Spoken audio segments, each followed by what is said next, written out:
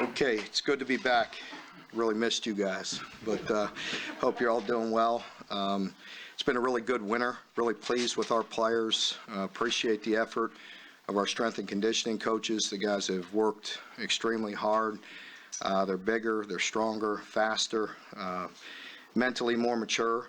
So really excited to get back and get going starting tomorrow. So we got a good group. We got a full group. We have 111 players here. That's the most we've had in the spring by far. So excited to get going. What's the status on your long-term injured guys, Terry, Devontae? It's funny you say that. I had that list and I left it right on my desk. I was just texting Susan to say, update me on that, just so I'm accurate. But Terry Wilson, limited. He won't go through spring. He's doing some throwing and doing, getting his legs stronger and the rehab and all those things. Nick Scalzo, he'll be out. Devontae will be limited. Abule will be out.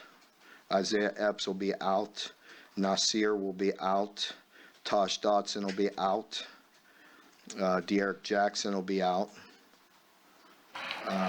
So that's those are the guys that'll be out or limited in some way. I mean, Devontae, he won't be participating, but again, he's going through some drills. He's going through some of the winter conditioning that we've done right now. So he's getting better, and a lot of these guys are getting closer. But as you can see there, it's a pretty extensive list. It's a pretty long and grueling season, and some of these guys had to get some some surgeries in the off season. How are you approaching that open staff position during the spring, just in terms of? I am. I've been working through that position.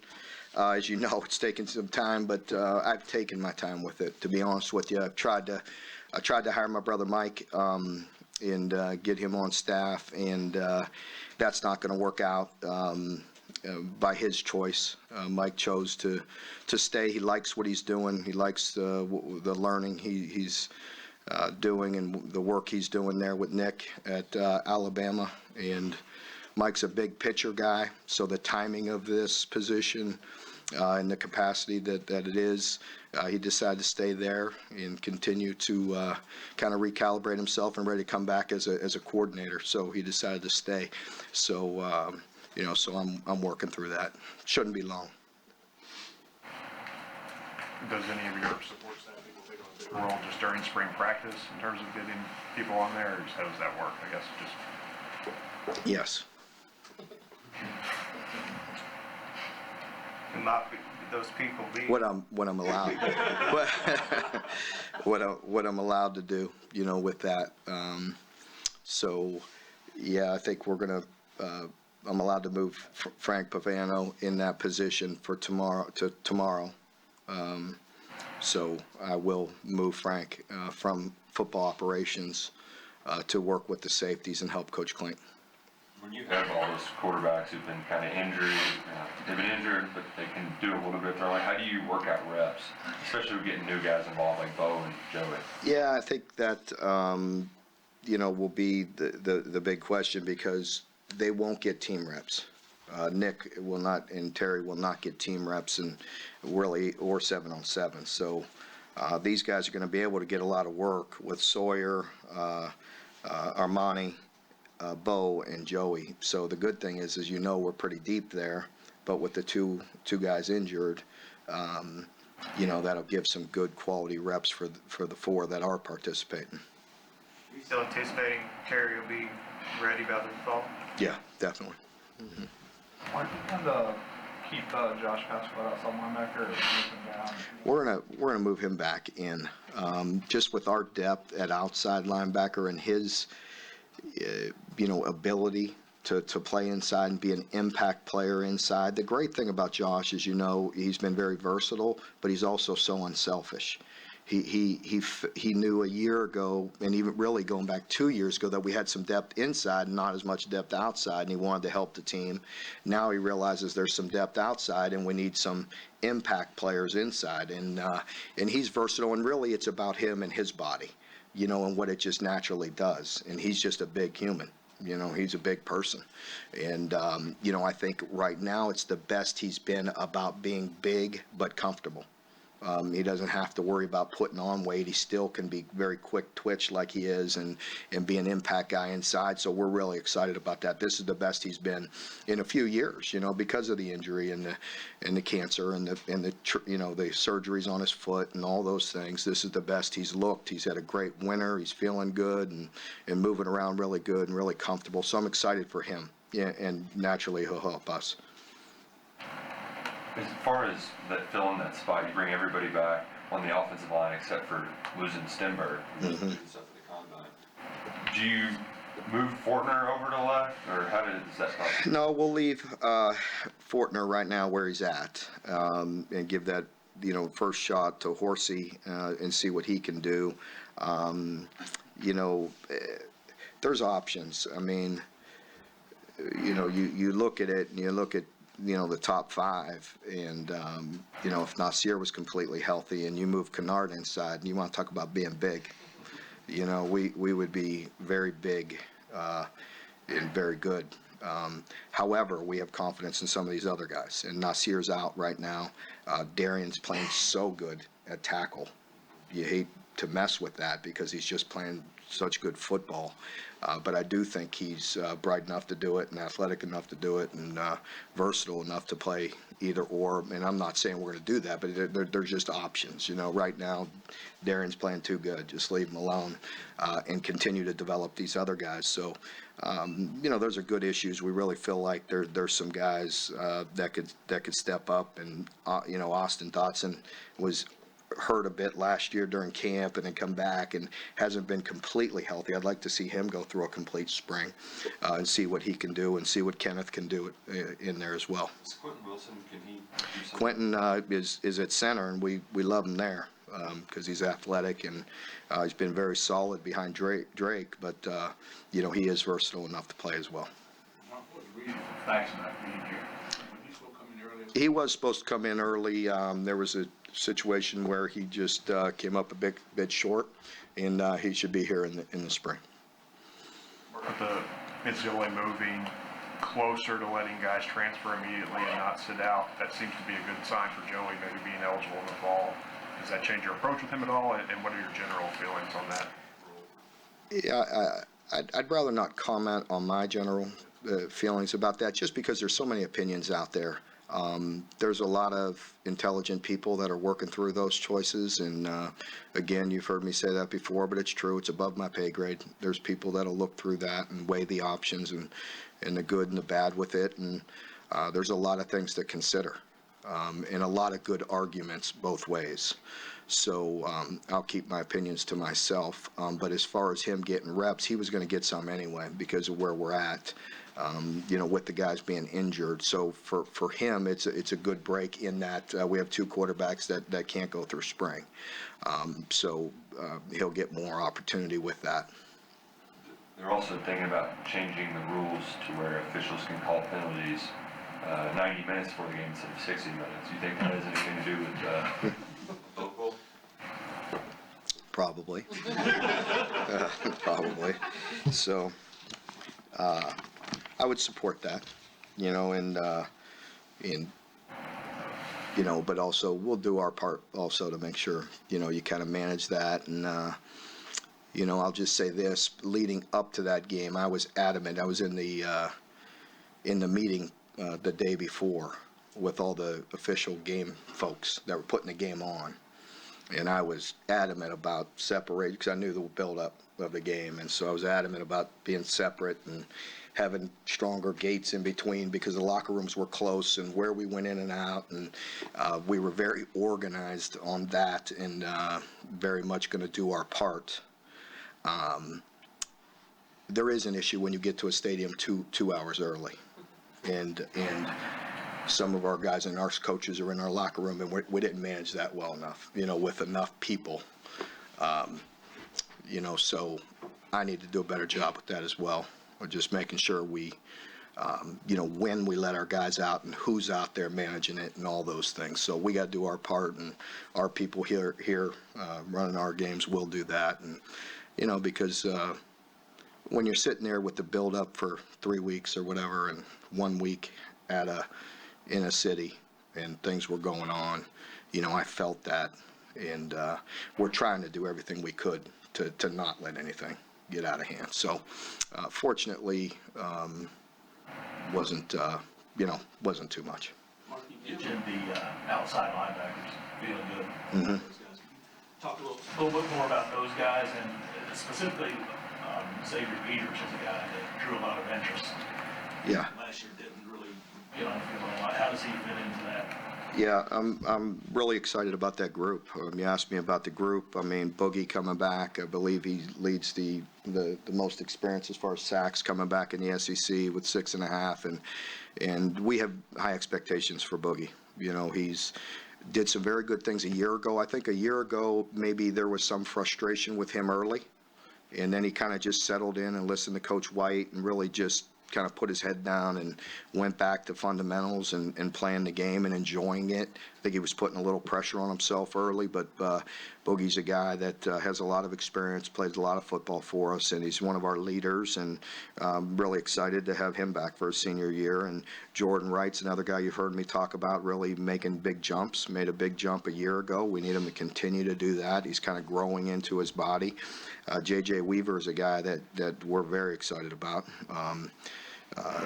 Just has the frame you're looking for. I mean, he is a big guy, and has the length you're looking for, putting on good weight, and really he's one of those guys that does everything you ask him to do, and it's getting better and better. Same with KD, much the same that I just talked about with JJ. His length, has athletic ability, has some good size. Sam Anali, the guy we came in at mid-year, and great big guy. Going to take some time, with him, but that's why he's here early and working hard. And Xavier, that's up to him. As I mentioned before, I don't want to get into specifics or try to throw him under the bus, but we have expectations here. We're going to do things a certain way. We're going to do things right, and that goes for him or anybody else. And when you reach those expectations and play to our standard and do the thing to our standard as far as going to school and tutors and workouts, and you can handle your business, then you'll have an opportunity to do it on the field. Until then, there won't be any. And that's again, I'm talking in general. So you could read between the lines or however you want to do it. But, he's doing some good things. He's doing better. Mark, what's your feel for the non-transfer rule?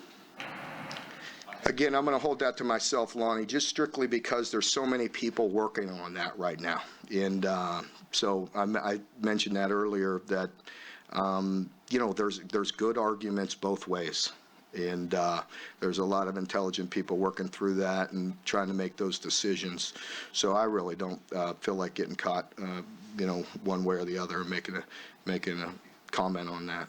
Just in general, when you've got so many guys back who also haven't seen the field yet, what are your expectations, especially in that wide receiver room when you had probably a lot of recruits last year, you spent your red shirt?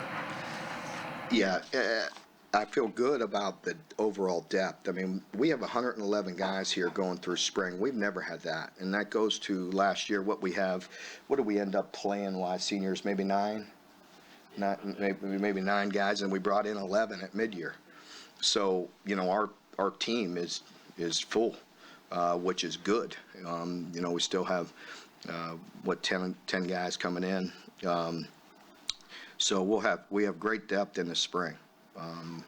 That excites me, because sometimes in the spring things get really watered down, and it's hard to, really compete, physically how you want to all the time. But we have a lot of good bodies in there, and got a lot of guys from experience. And as you mentioned, some inexperience, but that's every year. Let's go back 1 year to this press conference, and that was quite different, because all we were talking about was replacing guys, and how are we going to replace guys, and the sky was falling in, and everybody was panicked.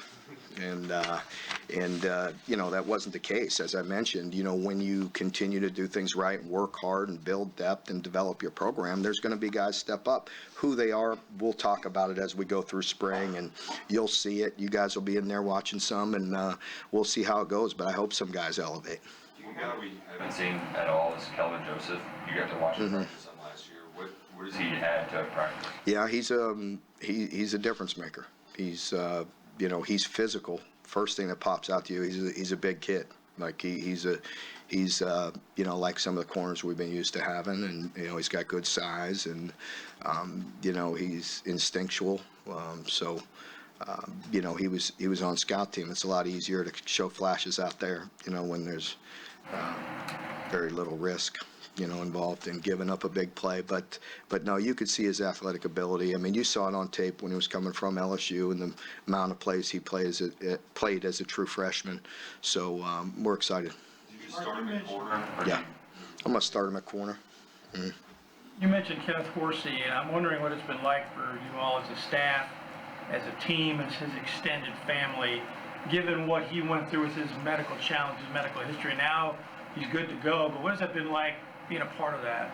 Well, that is something, because, his health and safety is first and foremost, and our people do a wonderful job and, work extremely hard. And, sometimes for us, as we go through evaluations and all that, we have to take that into consideration too, because, his chest cracked open not long ago and is getting back to full strength and able to train like he's training now and move around. So, first I would say, we're just grateful that he has the opportunity to be out there. And his doctors back home and our people here have done a wonderful job. And, it's exciting to see him, and he'll have a great opportunity this spring.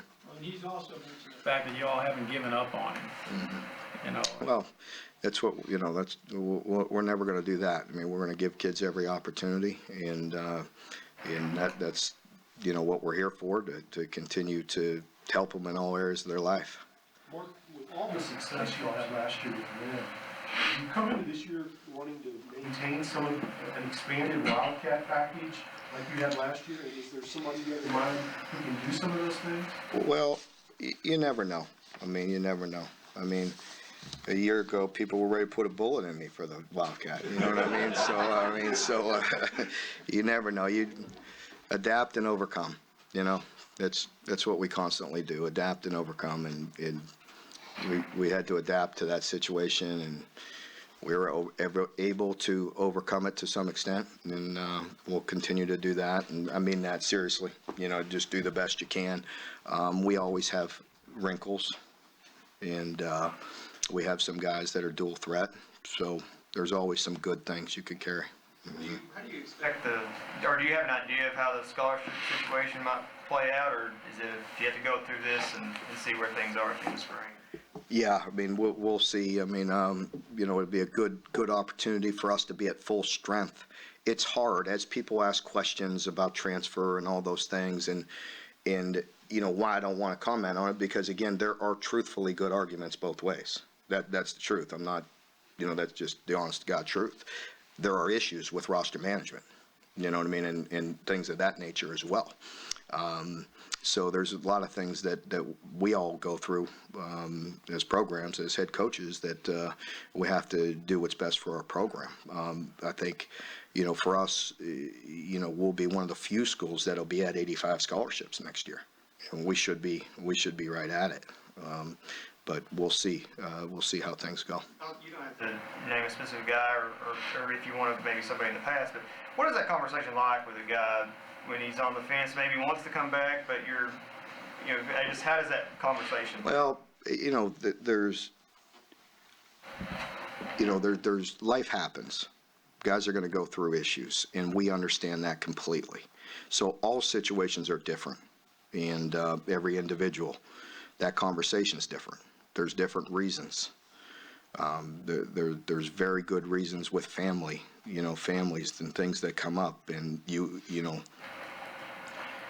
be, very wrong not to support those things.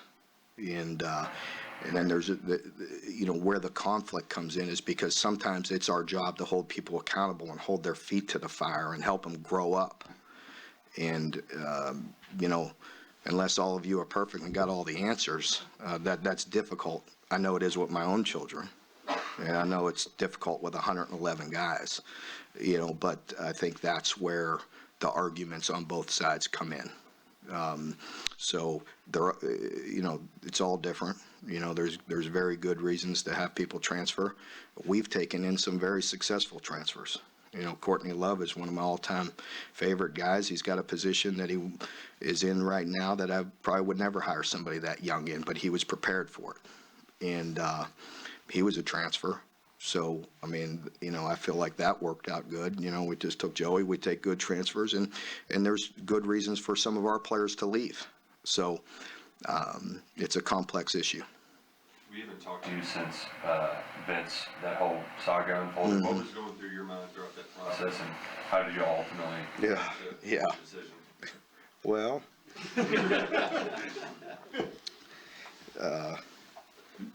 first of all, it's played out too much in the media that I'd like to see. You know what I mean? So those are things that we need to handle.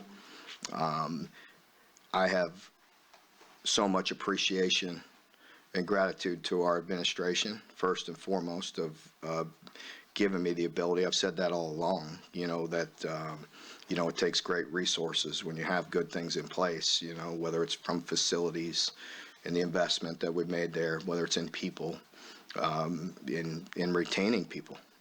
So I got to start with, just thanking our president and Mitch. Mark Hill has done a great amount of work behind the scenes. That's my liaison to the administration. And they do a lot of work behind the scenes. So they made a lot of things happen and were very helpful. I think, Vince, his attachment to this place, to our fan base, to our community, played a lot into it. I think our relationship had a lot to do with it. Again, but it starts with our administration stepping up and helping because, that was very real, and those things are going to happen when you have good people. I'll say this, there was probably 5 or 6 other guys on our staff that I went through the same thing with, that are getting pulled. And I appreciate the continuity that we have right now. And, we have some guys, some new guys, and I want to talk about Anwar, bringing Anwar back, another Wildcat. I know Anwar. I had an opportunity to work with him as a student assistant. He had great experience through the CFL, but I loved his passion and his energy. And, so when we had that position come open, that didn't take me long, because I had, really high,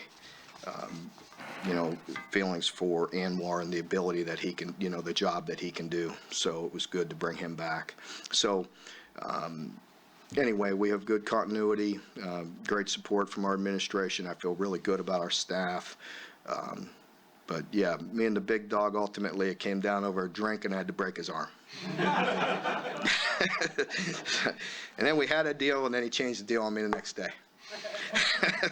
So. I know this may not be your bailiwick, however, this time of the year, especially this particular event here, this room is crawling with people. What do you think about the fact that it looks like the crowd is not like it usually is? Is it complacency or what? I don't know, Lonnie. You'll have to answer that for me. I'll leave that up to you. I just put my head down and go to work. Yeah. With the combine just passed, have you gotten many calls from NFL people about Lynn? And if you have, what's their most asked question about him? Yeah, I don't think there's any doubt those guys represented us the right way. I just saw Logan and spent a lot of time with him this morning.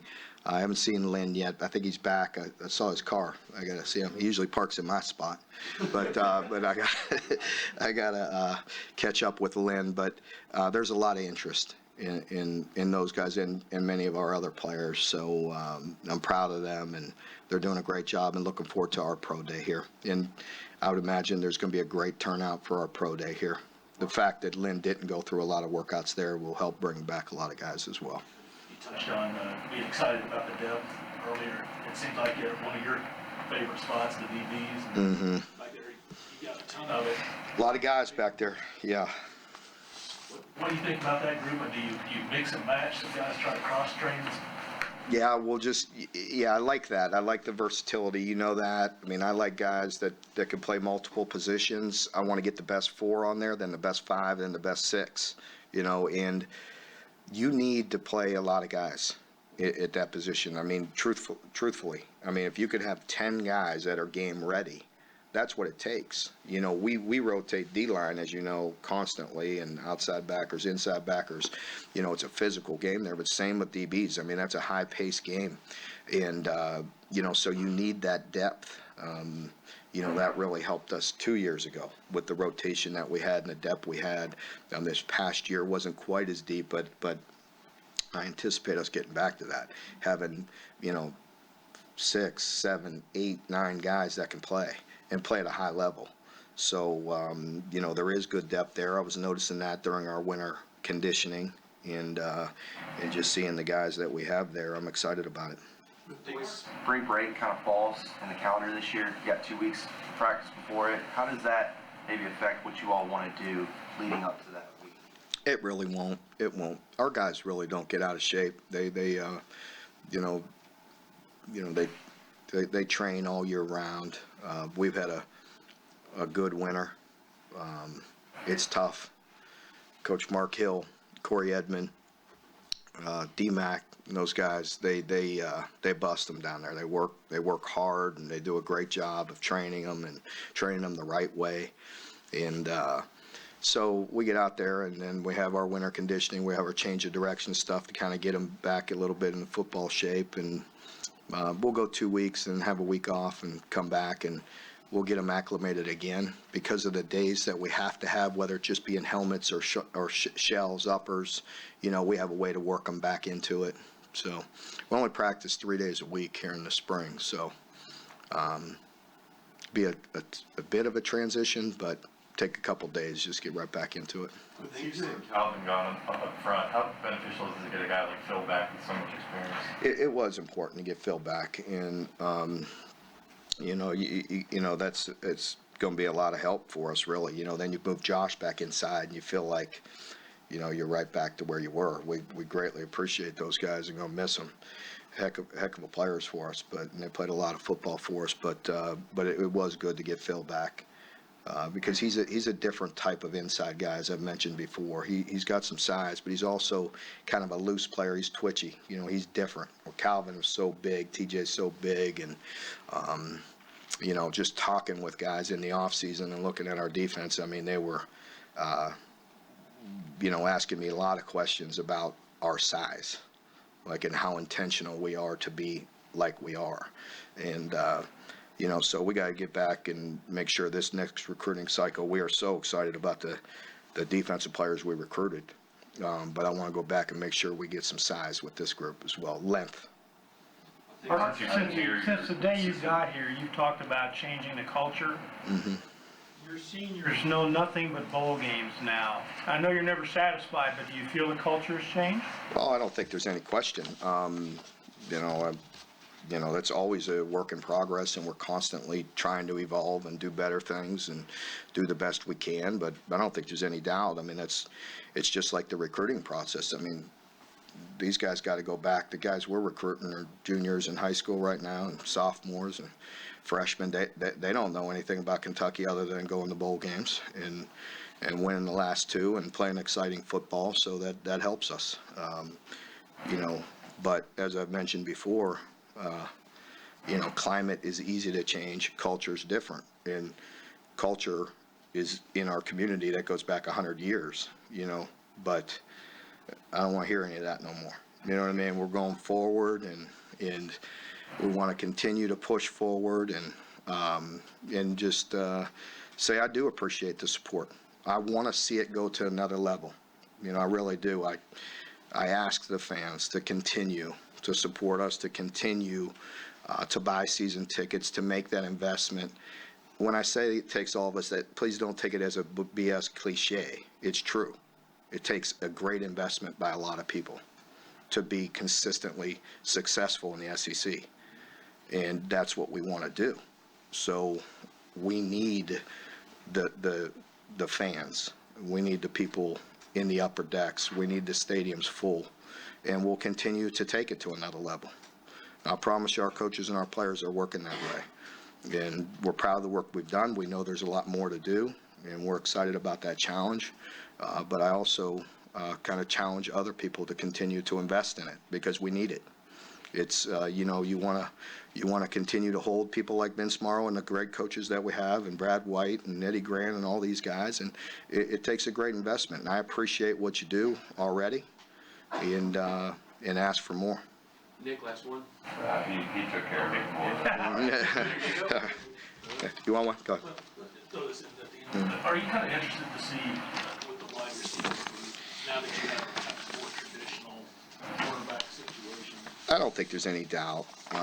You know, we need to continue to grow there and get better. And I'm going to tell you this, you know, you go back and you watch so we had to do our cut-ups essentially through camp in the first 2 games, maybe 3 games. And then after that, we different team. And so you go back and look at that and what we were doing, and it's exciting.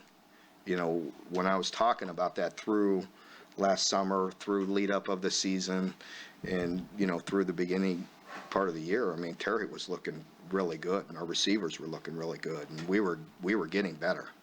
And we had to change. We had to adapt and overcome. You know, so, but we changed, and we had to. But we were making good progress. You go back and look at that, who we want to be, and that's exciting. But we definitely need that group to continue to work extremely hard and step up. And they are. I'm excited about it.